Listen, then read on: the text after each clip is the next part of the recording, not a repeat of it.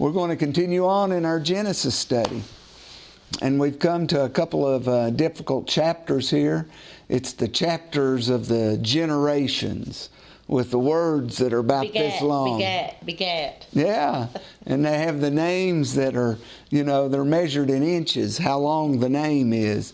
Methujael, and Mahujael. Woo. Yeah, all these different... But there's some twin names now. Anybody's going to have twins. There you go. But we're going to go through the generations. We're going to pick up in Genesis chapter 4, and we're going to start looking at the generations of Cain. As you remember last time, Cain was the brother that slew his brother Abel, and the blood of Abel cried out to the Lord for vengeance. And the blood of Jesus cries out from the ground for forgiveness. Yes. Forgive them, Lord, for they know not what they do. And after Cain slew Abel, the Lord removed Cain from his presence even further. And Cain was marked and went into the land of Nod. That's the land of wandering. He was a wandering soul. He could never find peace. He could never find rest. He just wandered aimlessly on the earth. And he was moved east of Eden. Now, where is Eden? Well, I'll tell you where Eden is. Eden was the land that Abraham walked. From the Euphrates River all the way up the Euphrates River, which divides the present country of Iraq, up towards Turkey, and come down along the Mediterranean coast into Israel. And where Abraham walked, basically he walked the perimeter of what they feel like was Eden. And Cain was removed east of Eden. That means he was moved beyond the Euphrates River over towards Iran, over towards that section of the world.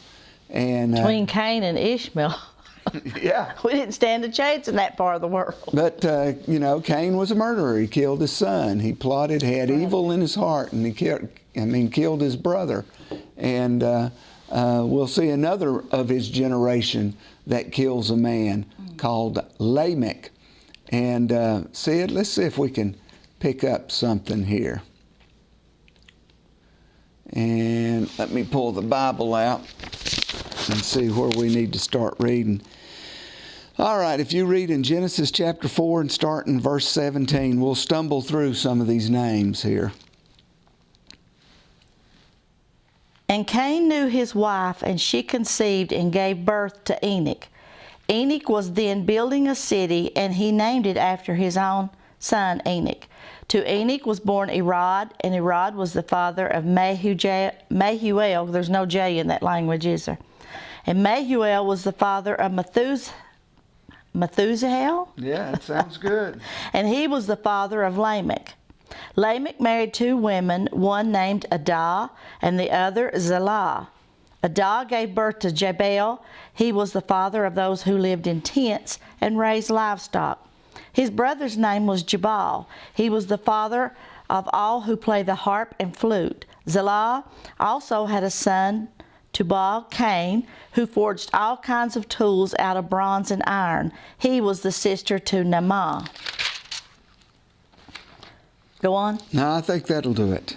You did pretty good with all those names. Well, I've heard a lot of their language enough to know that it's Oz on the end. Well, it was interesting. Cain was a wanderer, but his son Enoch started building a city.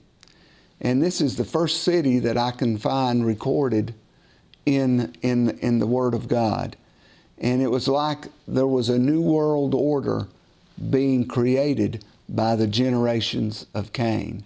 They were leaving their individual little places of habitation, and they were coalescing together into city life.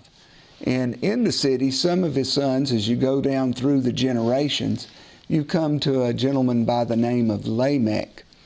And Lamech, there is also a Lamech in the generations of Seth, and we'll get to that in a minute. But Lamech had three sons, and one was a cattleman. The other one was an entertainer. He played music and he did all kinds of entertainment. and the other one was a builder, a fabricator, and he built sittings and buildings and worked with all kinds of metal and brass. And so you see those three sons of that generation, of that, the descendants of Cain, they were building a new world order, a city, so to say. And now, when we keep on reading at the end of verse 4, we can read a little bit more about this Lamech character. So if you can read 23 through 24. And Lamech said unto his wives Adah and Zillah, Hear my voice, ye wives of Lamech, hear my words. I have killed a man for wounding me, a young man for injuring me. If Cain is avenged 70 times, then Lamech 77 times. Adam knew... Okay, so this is Lamech. Lamech made this statement, I've killed a man. He wounded me. He must have gotten in a fight and got wounded, and Lamech killed him. Mm-hmm. So you can see in the generations of Cain, the murderous, the evil that's being perpetuated through the generations. The spirits passed down. Yeah. And I think at this point in time, in the order of things, and you're looking at these generations that is occurring, and we're talking about 1,500 years that's being passed by. During this 1,500-year period, you can see how evil is being perpetrated throughout the world. And we can see this as yet another murder occurs on the part of Lamech. Now, if you read on, we're going to switch from Cain's descendants to his brother Seth. Now, Seth was the third son of Adam and Eve. Abel was killed, Cain was banished, and the Lord gave another child to Adam and Eve. And let's read about it in 25 through 26. Adam knew his wife again, and she gave birth to a son and named him Seth, saying, God has granted me another child in place of Abel, since Cain killed him. Seth also had a son, and he named him Enosh. At that time, men began to call on the name of the Lord. Okay. I find that interesting. You never do mention, it's never mentioned in the Bible where the descendants of Cain ever acknowledged God. They never did say anything. But yet, the son of Seth, the third generation, it says plainly, then began men to call upon the name of the Lord. In the generations following Seth, that generation, that tree of men started calling and trying to seek God to find out how to live on this earth. They were depending and trusting upon the Lord. It's almost like a tale of two brothers. You've got Seth and you've got Cain. Cain is evil, murderous, banished, a wanderer. Then you've got Seth, and Seth, the third son of Adam and Eve, started calling on the name of the Lord, and that descended through the next 10 generations. And as you read in chapter 5, you see the genealogy of coming from Adam and Eve. And 10 generations roughly covers a period of time of a little over 1,500 years. You know, the people there lived a very, very long time. And, you know, 10 generations, when you look at that number 10, 10 means completion.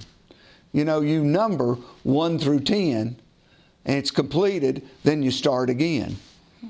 So 10 is a number of completion. After 10 generations, something was about to change. And 10 is also a number of perfect order. It's the ending of a thing. You know, we have 10 fingers and 10 toes. It's a completion. Well, don't you have to have 10 to have a meeting in Israel? They call it a minyan is what they do. And what it is, it's a prayer meeting. And in the ancient days, they believed if you could get 10 people together to pray to the Lord, one is actually praying. The other 9, their minds are wandering. Now think about that. And it's probably fairly true Because a lot of times when you sit down to pray, your mind begins to wander off the concentrating on the things of God. But still, if you have them there, there's still power, and they'll click in enough. It says if you have any two agreeing on one thing, it will be done. So that's just getting some people to come into agreement is what it is. And it didn't necessarily have to be Jewish people. You could have Gentile people coming together. And there's some references in the New Testaments in the Gospel where they had to pull people together for the prayer meeting in order to have the 10, the minion, so to say. There were 10 commandments. Ironic, isn't it? Means it's complete. And there were also 10 generations from Adam to Noah, another 10 generations from Noah to Abraham. And there are also 10 Passovers mentioned in the Bible. Just 10. Now they had lots more other than that, but only 10 were mentioned. And the last Passover mentioned in the Bible was the one that Jesus attended, where ultimately Jesus hung on the cross, laid his life down, and gave his life to us, a demonstration of God's grace that we could come into the kingdom of heaven. Yes. He completed a thing. Yeah. The 10th Passover mentioned in the Bible. You know, the Bible is totally complete, isn't it, Sid? Now, Adam lived 930 years, and Seth lived 912 years, and these folks were actual years that they lived. You know, the earth turns around, you know, it makes a complete rotation around the sun every 365 days. And it was the same back then as it is today. So these are true years, you know. And as you read on, you can read in verse 6 there, Sid. Let's see. No, we're still in 5 right now. We'll get into chapter 6 later on. But as you read on and get down through the generations, you'll come to the 7th generation, which is about Enoch. And you can read about that in verse 21 and 23 or 24. When Enoch had lived 65 years, he became the father of Methuselah. And after he became the father of Methuselah, Enoch walked with God 300 years and had other sons and daughters. Altogether, Enoch lived 365 years. Enoch walked with God, and he was no more, because God took him away. Isn't that interesting? As you look at Enoch, in his generation, you know, he walked with God. And I believe that you can get so close to the Lord that you become more and more and more and more like Him, to where you can't tell the difference between where the Lord is and where Enoch is. Where one leaves off, you can't tell that boundary line where the other one starts. And I think that's what happened with Enoch. He became impressed so hard in that generation that he just walked home with the Lord. He became less of a flesh man, more of a spirit man, and that spirit just merged with the Spirit of God, and he was not. That's pretty good, isn't it, Sid? For God took him. For God just received him home. Wow. A lot of people believe Enoch's coming back in the very last days. He's going to be one of the 2 witnesses there on the Temple Mount, there at the new temple at Jerusalem. And he's going to witness where he's going to be killed. You know, and it's appointed unto man, for unto man wants to die. And, you know, Enoch never tasted death, but I believe during that time he's probably going to be one of the witnesses. Now, during these 10 generations, you're looking at them. As you continue to read on down in verse 28, this is after Methuselah. Now, Methuselah was the oldest living man on the earth. He lived 969 years, and he was the one that has the record. But if you read about Methuselah, he begat sons and daughters, and one of them, let's see, keep reading about that. And 28? Yep, 25. 25. Yep. And go ahead and read all the way through down to 30. And Methuselah lived after he begat Lamech 782 years, and begat sons and daughters. And all the days of Methuselah were 969 years, and he died. When Lamech had lived 182 years, he had a son, and he named him Noah. He will comfort us in the labor and painful toil of our hands, caused by the ground the Lord has cursed. Okay. So he was expecting Noah to be a comforter. You know, at that time it took a lot of energy. There's a lot of sweat and toil that went into raising crops and to feeding. And he was looking for Noah to restore something, for something to change, to bring comfort to the earth. Remember the tale of the two sons and the generations of the two brothers, Cain and Seth? And they both had a Lamech in their generations. And the Lamech in Cain's generation was a builder of city, trying to build a new world order, so to say. But the Lamech in Seth's generation, he was a man who begat Noah, who had 3 sons as well. And they built the ark. So you got one trying to build a new world order, and I'm sure the world chased after them.